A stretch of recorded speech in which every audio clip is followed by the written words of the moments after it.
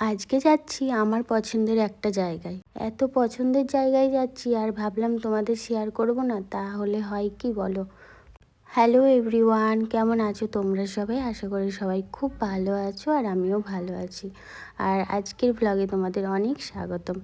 এখন বাজে ওই 5:30টার মতো। তো আমি বেরিয়ে গেছি এখন যাওয়ার উদ্দেশ্যে। তো গাড়ি যেখানে ছিল গ্যারেজে সেখানে গেলাম হেঁটে হেঁটে, মানে সামান্য রাস্তা হেঁটে গেলেই হয়ে যায়। এত সকালে বেরিয়েছি, কিছু না খেয়েই বেরিয়ে গেছি। তাই ভাবলাম কোনো চায়ের দোকানে দাঁড়িয়ে চাটা খাওয়া হয়ে যাবে, তো চাটা খেয়ে নিলাম।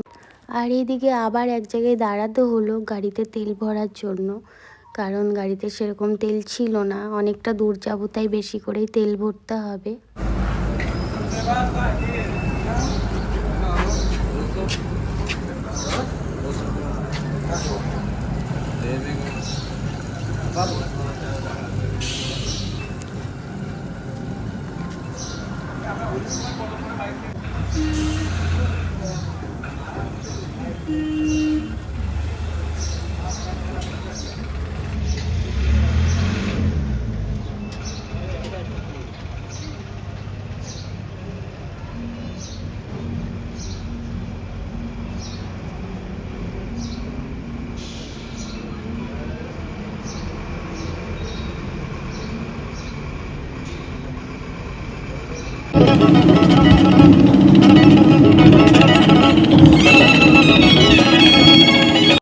এত সকালে তো বাড়ি থেকে বেরোনোই হয় না, বেশিরভাগ সময় তো ওই সন্ধেবেলায় রাত্রে করেই ঘুরতে যাওয়া হয়।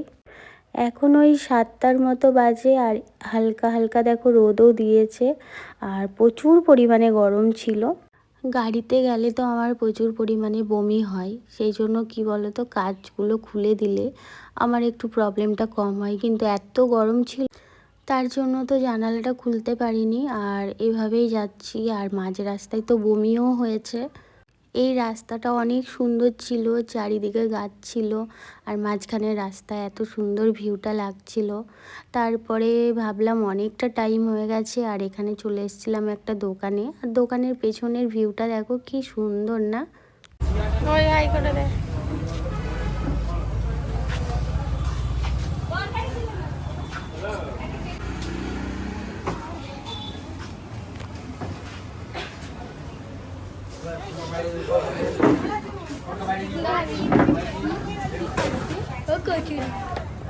তুই ভাত খা, ভাত খাবি না?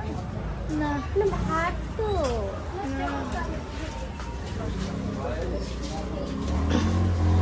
নবদ্বীপের দই পাওয়া যায় মানে এখানে। নবদ্বীপের দই ওইগুলো মনে হয়।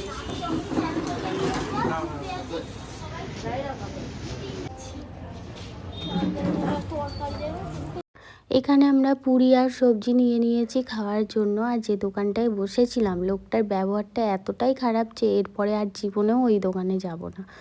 আর ফাইনালি দেখো আমরা চলে এসেছি মায়াপুর। বলেছিলাম না একটা জায়গা যাব খুব পছন্দের, এটাই হলো সেই জায়গা মায়াপুরে।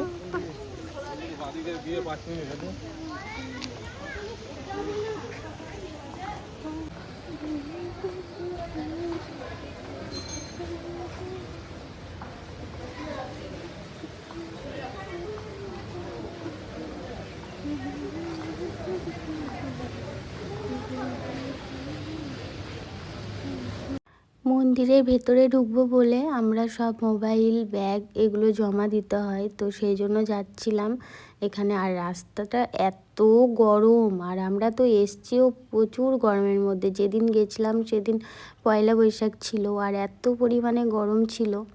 এখানে তো আমাদের ঠাকুর দর্শন করা হয়ে গেছে আর ফোন টোন সব নিয়ে নিয়েছি। আর এখানে দেখছিলাম জল দিচ্ছিল আর জলটা এত ঠান্ডা ছিল আর জলের সাথে দিচ্ছিল বাতাসা খেতে। বাতাসা খাওয়ার পরে জলটার টেস্টটা যেন অন্যরকমই লাগছিল। বাড়িতে খেলেও হয়তো এতটা টেস্ট লাগে না। আর এই দেখো এটাই সেই নতুন মন্দির ভাইরাল, যেখানে সবাই ইনস্টাগ্রামে রিলস টিলস করে এই মন্দিরের চূড়াটা নিয়ে। তো আমিও সেই জন্য এখানে চলে এসেছিলাম একটু ভিডিও বানানোর জন্য। বুঝতে পারছিলাম না কোন দিকটায় গেলে ভালোভাবে দেখাবে, এখান থেকে অতটা ভালো দেখা যাচ্ছে না। তো ফার্স্ট বার তো এসছি, সেই জন্য একটু কনফিউজ হয়ে যাচ্ছিলাম কোন দিকের থেকে ভালো ফটো ভিডিও উঠবে। মন্দির দর্শন যখন করেছি ফোন টোন রেখে দিয়ে ভালোভাবে দর্শন করেছি। ঠাকুরের সামনে গিয়ে অনেকক্ষণ বসেছিলাম, খুব ভালো লাগছিল, মনটা যেন শান্ত একটা লাগছিল। আর এই গরমে জানো তো কিছুই খেতে ইচ্ছে করছে না, মনে হচ্ছে শুধু পানীয় জাতীয় কিছু জিনিস খাই, ঠান্ডা ঠান্ডা এরকমই। তার জন্য দেখো এখানে চলে এসেছি। এখানে আখের রস, ডাবের জল এই সকল বিক্রি হচ্ছিল, তো আখের রস খেলাম এখানে।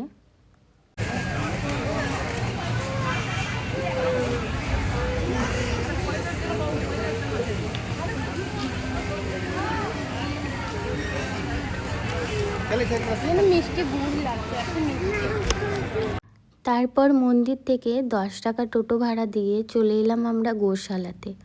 আর গোশালায় এসে দেখো এখানে কত গরু রয়েছে, ষাঁড়ও রয়েছে। তাই আমিও গেলাম, ভাবলাম একটু আদর করে দিই ওদেরকে। কি সুন্দর মাথায় হাত বোলালে কি সুন্দর আছে দেখো। আরও ওরা আরাম পাচ্ছে, আরও ভালোভাবে দাঁড়িয়ে আছে। কিন্তু রোদের মধ্যে অনেকটাই কষ্ট হচ্ছে। আমাদেরই যদি এত কষ্ট হয়, ওদের তো আরোই কষ্ট হবে। এতক্ষণ বলছিলাম না চূড়াটা কোন দিক থেকে ভালো করে বোঝাবে, সেটাই বুঝতে পারছিলাম না। মেনলি এখানটার থেকেই ভালোভাবে বোঝা যাচ্ছে। মন্দিরই পাবে।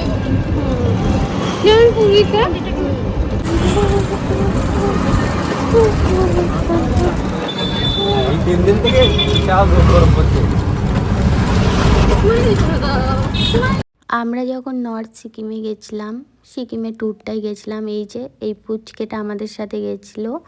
আর সেই ফার্স্ট ছিল যে এত ছোট বাচ্চা গুরুদম্বার লেকে উঠেছিল। সবাই তো ভয়ই পেয়ে গেছিলো। আমার ভিডিওতে গিয়ে দেখে আসবে, ভিডিও দেওয়াই আছে।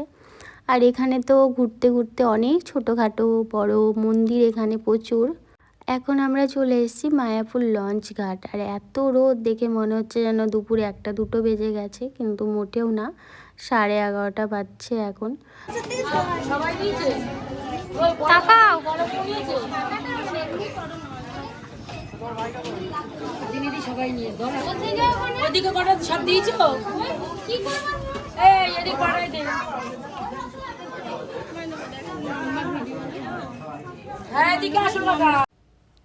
এখানে গঙ্গা যমুনা যে মিলনটা, সেখানটাতেই গেছিলাম। তার জন্য দেখো সামনে থেকে দেখছিলাম ও একদম ওপরে ওঠে।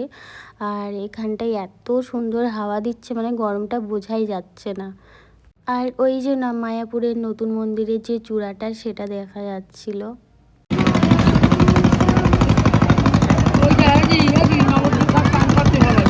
এটা হলো নবদ্বীপ ঘাট, এখানে সবাই স্নান করতে আসে। আর আমরা মায়াপুর থেকে নবদ্বীপে যাচ্ছি।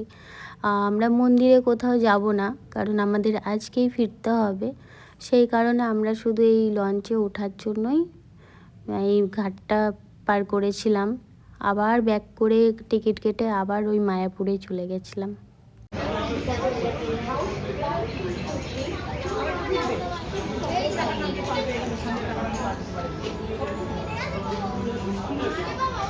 কি বলছে?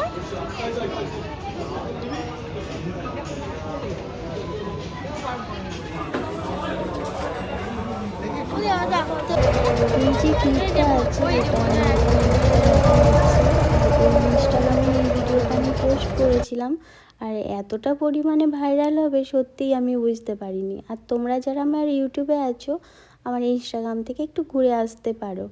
এখন বাজে ঠিক 2টোর মতো। আর আমরা চলে এসেছি এই যে একটা হোটেলে, হোটেলটার নামটা ঠিক আমার মনে পড়ছে না।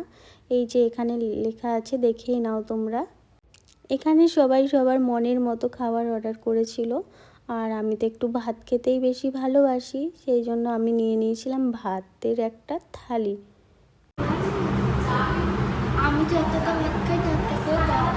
একটা তো ভেজ থালি নিয়েছিলাম, আর তার সাথে নিয়েছিলাম চিকেন কষা। কিন্তু খুব একটা আমার ভালো লাগেনি এখানকার খাবার দাবার, মানে খুব ভালোও না খুব খারাপও না। এরকম করে হাতটা দিয়ে সকালবেলা এই ঘর গোছানো এরকম করলাম, ঢুকি মেরে সে ঘরটা গুছিয়েছিলাম রাত্রে। এখন বাজে ঠিক 6:56, আর এখন আমরা বাড়ি চলে এসেছি। আর বাড়ি এসে আমাদের এখানে আবার মেলা হবে। ড্রেসটা চেঞ্জ করব না, আমাদের ঘরের সামনে যে মেলা হবে সেই মেলাতে যাব, তারপরে এসে ড্রেস চেঞ্জ করবো। তো আজকের ব্লগটা এইটুকুই ছিল। কেমন লাগলো অবশ্যই কমেন্ট করে জানাবে। টাটা।